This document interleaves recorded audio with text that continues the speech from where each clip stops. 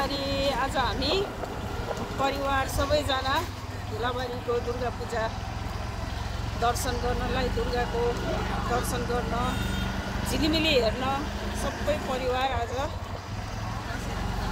दसैँको रमझम हेर्नलाई आएका छौँ। हामी यहाँ अटो पुरै रिजर्भ गरेर आएको छौँ। यता हाम्रो दाइ हुनुहुन्छ, यता मेरो देउरानी, यता जेठानी, यता मेरो छोरी, अरू सबजना अगाडि बाइकमा गइसक्नु भयो। ल धुलाबारी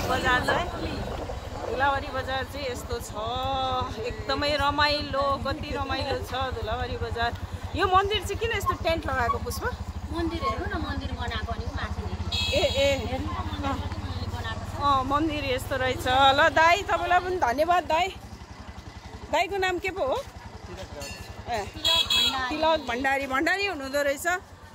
ल धुलाबारी एकदमै रमाइलो छ। यो हाम्रो धुलाबारीको मन्दिर, यहाँ मन्दिर छ। यो के शिव मन्दिर, दुर्गा होइन, ऊ त्यहाँ ऊ देखेर दुर्गा मन्दिर। यहाँ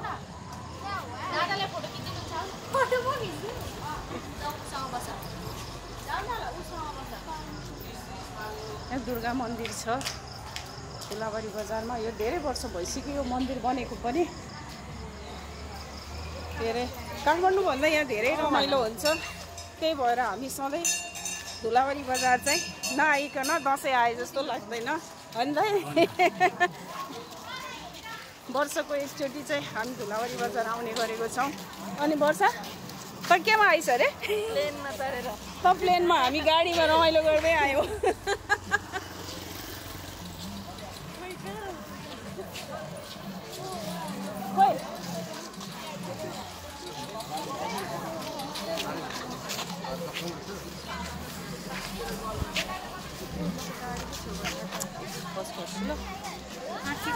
ल हाम्रो कस्तो राम्रो नि छोरी चाहिँ पनि आज उर्लाबारीदेखि आउनु भएको छ धुलाबारीको रमझम हेर्नलाई। हाम्रो धुलाबारी, राम्रो धुलाबारी मन्दिर। भाइहरू रमाइलो भएको छ? जानुका चाहिँ कता हिँड्नु भएको? हामी यो रमाइलो दुर्गा पूजाको रमाइलो। हामी पनि यति हेर्नलाई आएको नि काठमाडौँदेखि।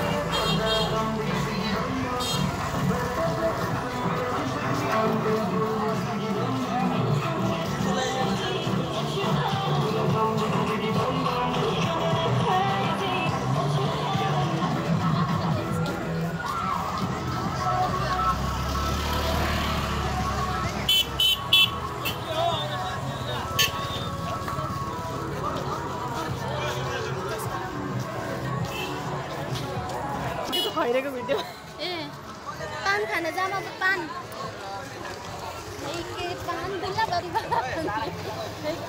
पान बनारस वाला। हाम्रो धुलाबारी बजार बाटो बन्दैछ अहिले। यहाँ बाटोको स्थिति चाहिँ अलिक खराब छ, ठुलो बनाउँदैछ साइडमा।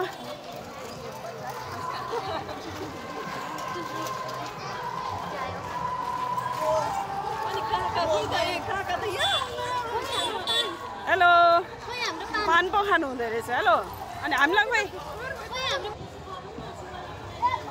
यहाँ हामी सबैजना पान खाने भनेर यहाँ दाइलाई पान बनाउनु लगाउँदैछौँ पान पसलमा। यहाँ सानो छोरीले बेलुन किनिमागेर ठुलो बाबाले किनिदिनु भएको अरे। बेलुनमा पुरा रमाइरहेको छ। उता आमा मख छ छोरी खेलेको देखेर। आमा नै बच्चा भएपछि अनि छोरी झन् बच्चा अरे।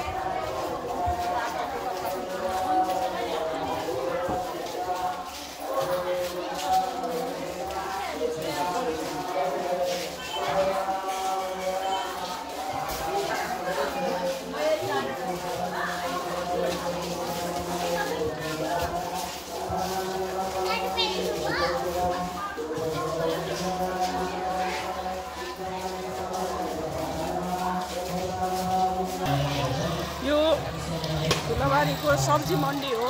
तर यहाँभित्र हरेक वर्षको दुर्गा पूजामा दसैँको समय पारेर यहाँ दुर्गा पूजा हुने गर्छ। यहाँ एक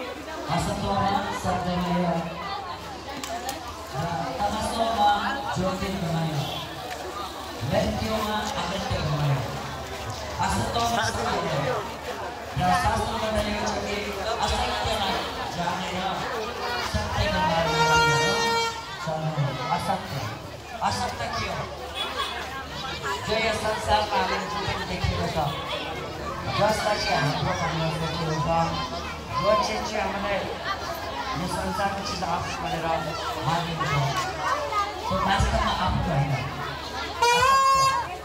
असत्यमा सत्य भयो र सत्य के हो त भन्दा भगवान सत्य हुन्छ हाम्रो आत्मा सत्य हो र हामीहरूको कर्तव्य हो भगवानको सेवा गर्नु।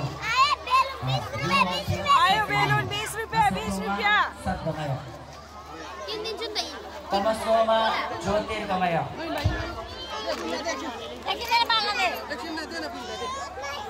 ओहो कस्तो रमाइलो रहेछ। यहाँ भजन कीर्तन पनि हुन्छ। हरे कृष्ण। सबैजना तमसोमा ज्योतिर्गमय तमा भनेको के हो अन्धकार अन्धकारको जीवनबाट प्रकाशमय जीवनमा के गर्नु उत्रिनु भनेर शास्त्रले बताउँछ। त्यसो हुँदाखेरि हामीले साथसाथै यो संसारको पढाइको साथसाथै आध्यात्मिक जो भगवत गीता भगवानद्वारा प्रदान गरिएको जो अज्ञानतालाई नाश गर्ने जो भगवत गीता छ भगवानदेखि सम्बन्धित कुनै पनि शास्त्रहरू छ त्यसलाई अध्ययन गरौँ भने ऊ अन्धकारबाट कहाँ निस्किन्छ प्रकाशमय जीवनमा निस्किन्छ। त्यसो हुँदाखेरि हामीले भौतिक संसारको पढाइको साथसाथ आध्यात्मिक संसारको पढाइ गर्न पनि बहुत आवश्यकता छ। त्यही भएर शास्त्रमा बताएको छ जसले अमृतमय जीवन जिन चाहन्छ नेक्टरियन लाइफ जसलाई नेक्टरियन लाइफ भन्छ those who want to live nectarian life जसले चाहिँ अमृतमय जीवन जिन चाहन्छ उसलाई के गर्न जरुरी छ विद्यांश अविद्यांश यस्ता भेदो स्वयं भयत अविद्याय मृत्यु तीर्थ ये अमृत अश्नुते जो अमृतमय जीवन जिन चाहन्छ उसले के गर्नुपर्छ विद्या र अविद्यालाई साथसाथै लिएर जानुपर्छ। विद्या भनेको आध्यात्मिक शास्त्र भगवत गीता इत्यादि भयो र अविद्या भनेको संसारको ज्ञान यो दुईटालाई डान्स पनि गर्ने हो ड्रामा छ कति बेला एकछिनमा हो